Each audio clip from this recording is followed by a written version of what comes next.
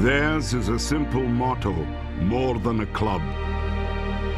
And since 2005, Barcelona have indeed proved to be the incarnation of a philosophy. A world-class academy produced world-class players and a world-beating team. Consistent application of cherished principles captured a dazzling array of trophies, culminating in 3 Champions League titles in 5 years.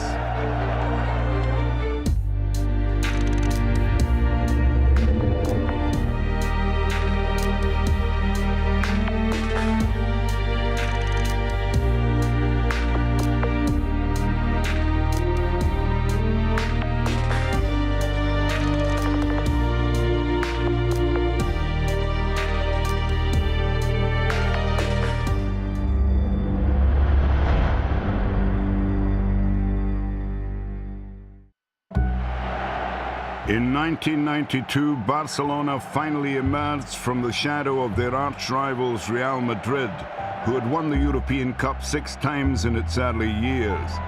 Leading Barcelona to that success was Dutchman Johan Cruyff. I'm different than a lot of other people. Let the people come to the stadium and let them enjoy themselves. I mean, when I go to the stadium, what do I want to see? I like to see a goal, I like to see a nice action. I like to see somebody who treats the ball very well, who does something nice, and that's what we did. Ronald Koeman's free kick gave the Blaugrana a 1-0 win over Sampdoria and their first ever European Cup. It was a club which almost 100 years existed, never won it. And now you didn't only win it, but the way you won it. And it was not one day you played good, no. A lot of years together, steady working, controlling the whole thing, kept people in place. Embracing this philosophy, Cruyff's Barcelona were dubbed the Dream Team. They won 4 successive Spanish League titles from 1991. And foreign talents such as Risto Stoichkov, Koeman and Michael Laudrup helped to ensure that when Cruyff stepped down in 1996, his legacy would be lasting. It's a question of to get the philosophy going.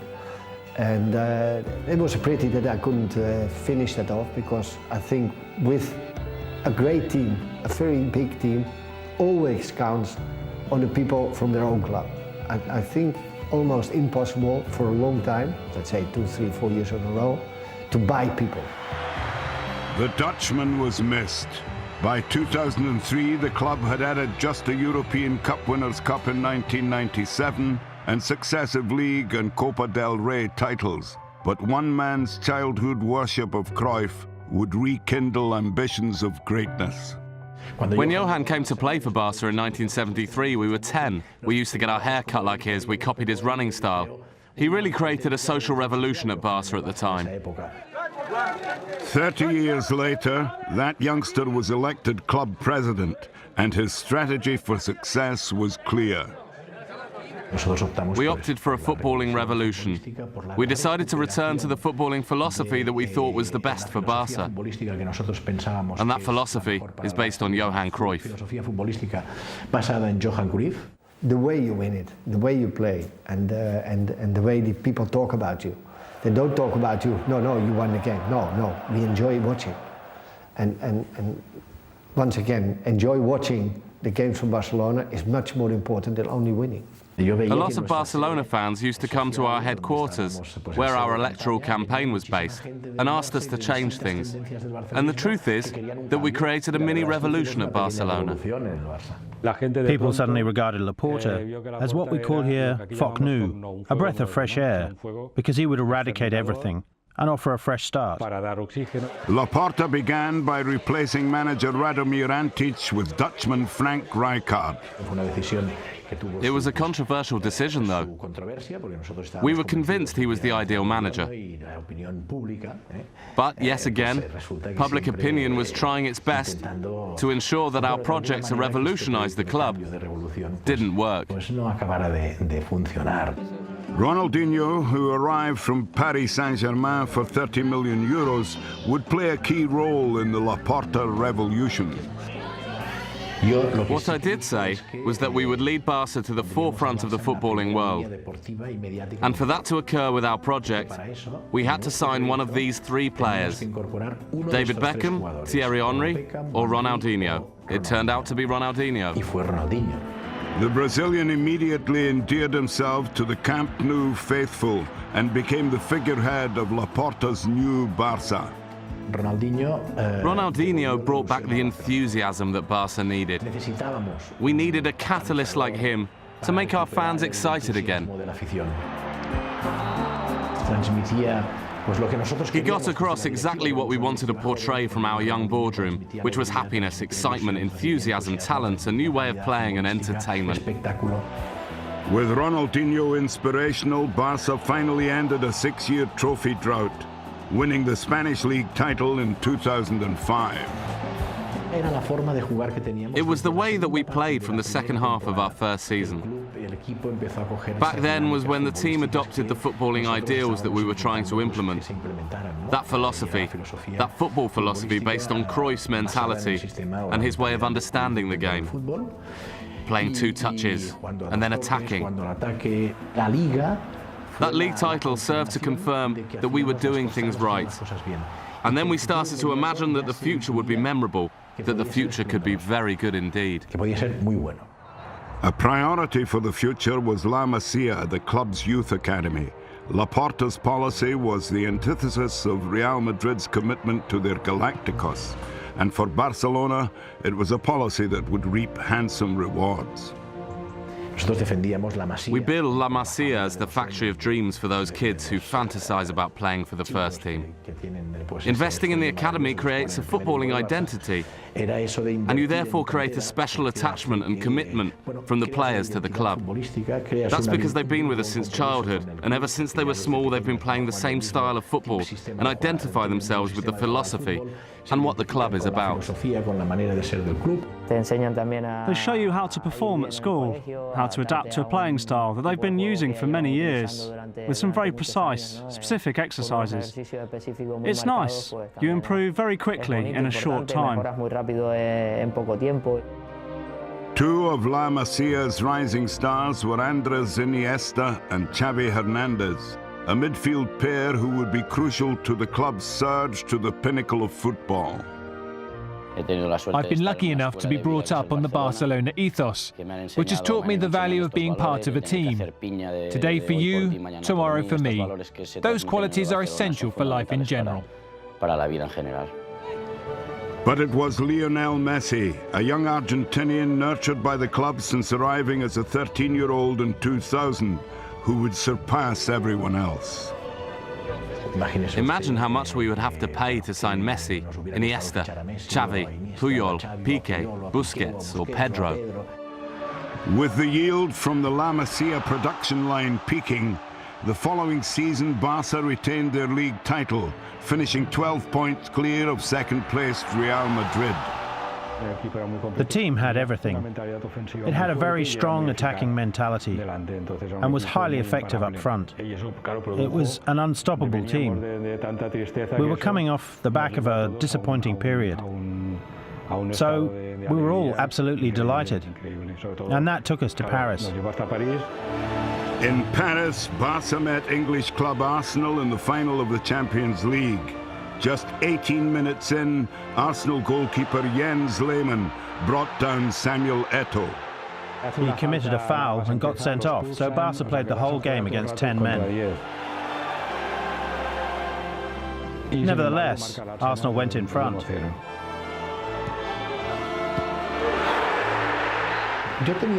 I had the feeling we would win, even when Arsenal was still 1-up with a quarter of an hour left.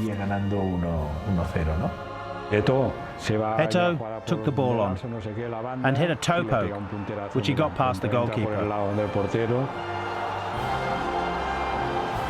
It was the typical situation whereby the team conceding the goal becomes cautious and the team that's just equalised goes on the attack. So in the next attack, Belletti got lucky. It deflected off Almunia and went in.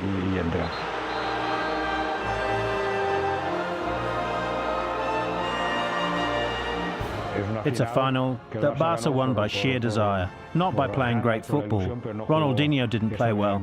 Generally, it wasn't a good game, but it was an exciting one.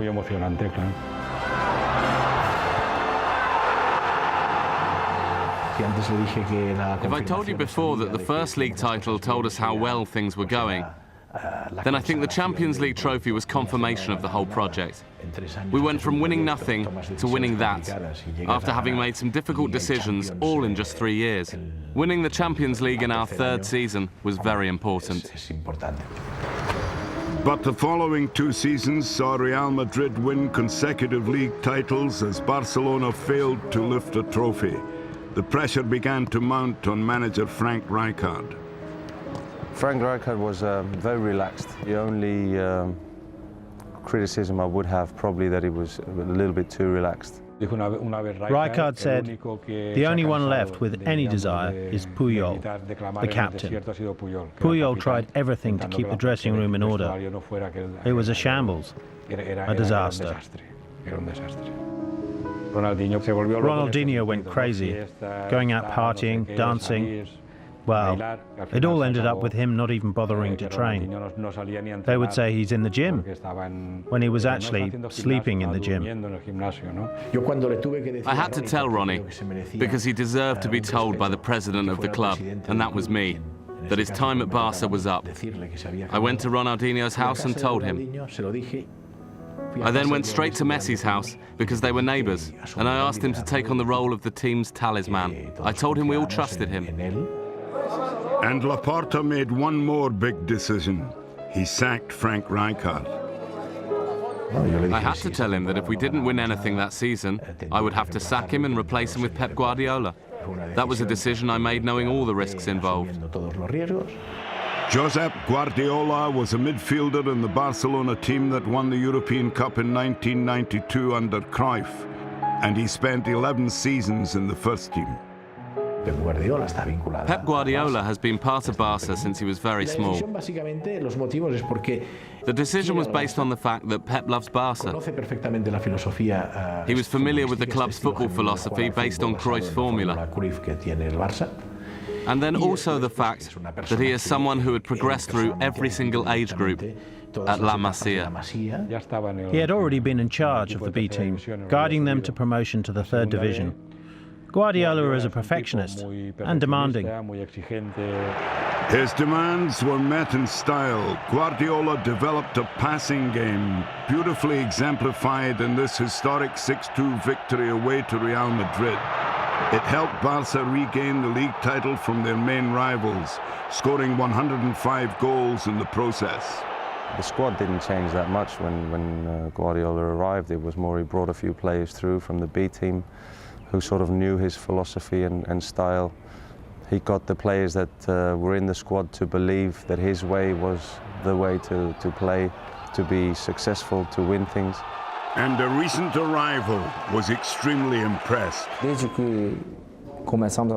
think from the moment I first began working with Guardiola, I saw that the team had adopted a Brazilian philosophy already in the way that we trained, and that Barcelona were to be admired throughout the world. So I think many things, many objectives, all came together so that everyone now admires Barca. In the summer of 2008, an important thing happened. Puyol, Xavi and Iniesta won the European Championship in Austria and Switzerland. Xavi was named player of the tournament after having had a horrific year with Barca. So Xavi came back to Barca with newfound confidence. And Messi exploded onto the scene. He'd been knocking on the door, but because of circumstances, injuries, he hadn't been consistent. But then Messi took off.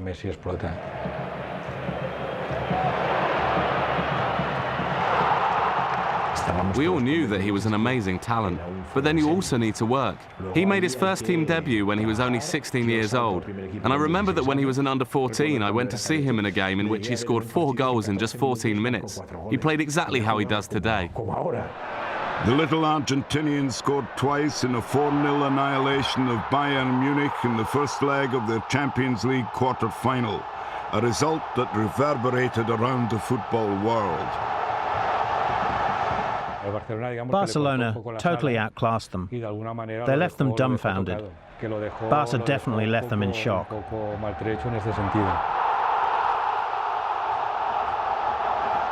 The first leg of the semi-final against English club Chelsea ended goalless, and Barcelona fell behind early in the return. Barca could have been knocked out 25 times, because Chelsea had numerous chances. The referee could easily have awarded them 2 penalties. Barca only stayed in the game due to luck. But deep into injury time, Andres Iniesta conjured a dramatic and decisive away goal. When Iniesta scored, Barca was destined to win that Champions League.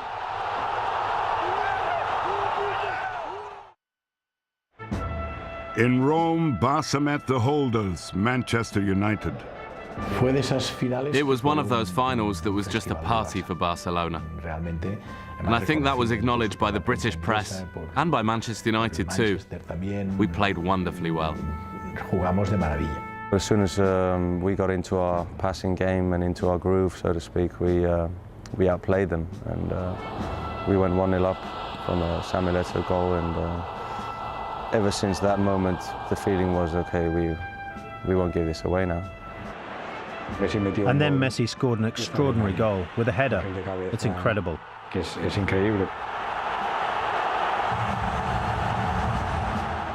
Messi isn't tall. If you walk past here, we wouldn't see him. The world opened its eyes to this system. This genuine style of playing the game. Barca's style is a model, a football formula.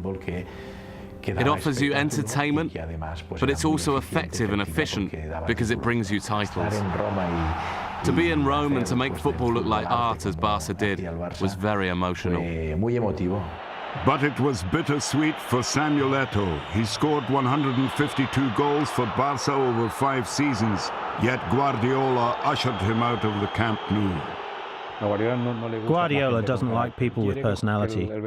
He wants a dressing room with good boys only. That's all right, but you also need a player with big character on the pitch. And Eto'o used to give character to the team. A winner, a fighter.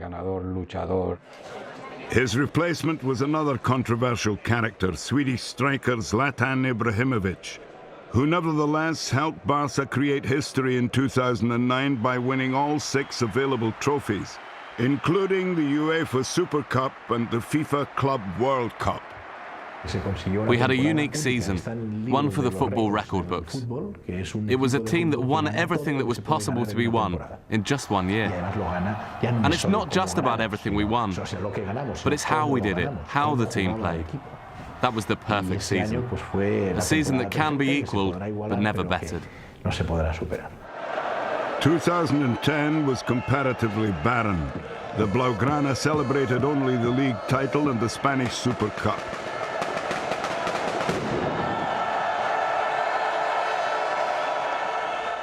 And in July that year, Laporta stepped down as club president and was replaced by one of his original directors, Sandro Rosell. 10 days later in the World Cup final, Barca's Andres Iniesta scored a dramatic winner to give Spain victory over the Netherlands in extra time and a first World Cup triumph. The nation owed a debt of gratitude to Barcelona. 7 of the Blaugrana played a part in the final. Back with their club, those players and their teammates continued to win trophies. Barcelona retained the league title in 2011, and a 3-1 aggregate defeat of Real Madrid took them to the final of the Champions League for the 3rd time in 5 years. You have to win, because if not, people is angry because we don't win. Basically, I think that we are living a dream, all the players, because we are doing a great job, and we have to keep continuing playing like this. Wembley Stadium hosted a repeat of the 2009 final. Once again, the opponents were Manchester United. Barça played a 4-3-3 system with two attacking fullbacks in Dani Alves and Eric Abidal. Captain Carlos Puyol was on the bench due to injury, and his place was filled by Javier Mascherano alongside Gerard Piqué at centre-back. I'm so lucky to be here, and it's unbelievable to play with Messi, with Andrés Iniesta, with Xavi. You arrive to the pitch, you arrive to the stadium, and you know that you are the favorite.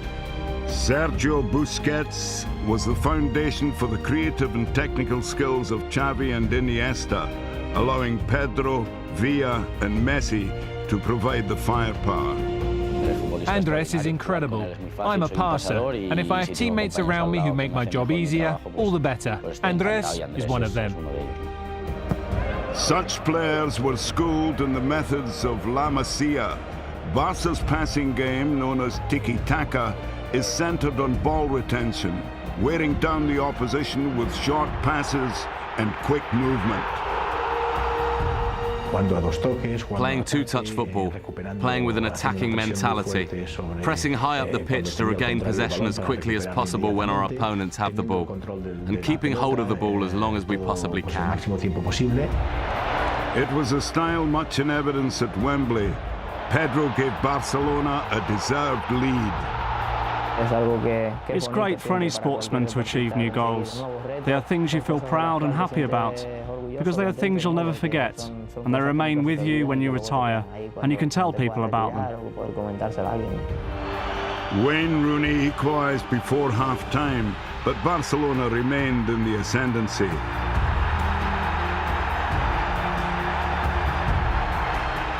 They retook the lead early in the second half when Lionel Messi struck his 53rd goal of the season, a club record.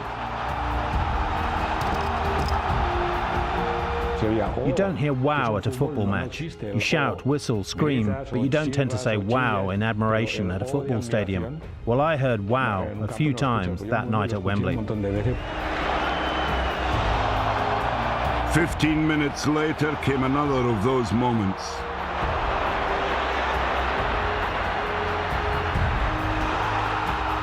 David Villa produced an emphatic finish to make it 3-1 to Barcelona.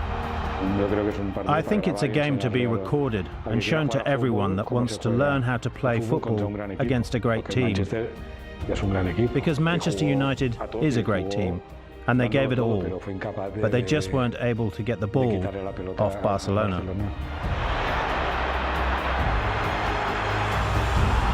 Barcelona were champions of Europe once again.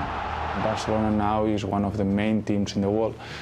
And I think that we are an example on how we play, or on how we win and on how we lose. When you are a football player and you are lucky to win all these titles, when you win these titles you feel like you are complete inside. In April 2012, Guardiola announced that he was resigning as manager at the end of the season. 4 years is an eternity to be the coach of Barcelona. An eternity. And I don't want to sign a long-term deal, one that wouldn't allow me to make my own decisions. Guardiola signed off by leading his team to the Spanish Cup and the FIFA Club World Cup. His replacement, in line with the La Masia policy, was his assistant, Tito Villanova, who helped the club recapture the Spanish League title in 2013. In 8 years, from May 2005 to May 2013, Barcelona won an incredible 20 trophies, including those 3 Champions League crowns, 6 Spanish League titles, and 2 Club World Cups. Success owed much to the best of youth development combined with a shrewd transfer policy. But most important was the core philosophy. It made Barcelona one of the greatest teams football has ever seen. It's a privilege to be part of this history and these victories. If we stop now and we start to count what we have achieved or what we have done, I think that it's a big mistake now. I think we have to keep continuing our way to winning things. At the end of the day, the aim at Barcelona is to win. Not just to win, but play well and try to make the fans feel proud of the team. All this is magical fulfillment for a lifelong supporter who worshipped one of the game's true greats and saw all his dreams come true. Johan Cruyff is the father of all of this. He's the inspiration behind it. It has been the best team in Barca's history, and also an example to the rest of the world. So being the president of that makes me really proud. It's an honor, and I'm extremely grateful to everyone who made it possible.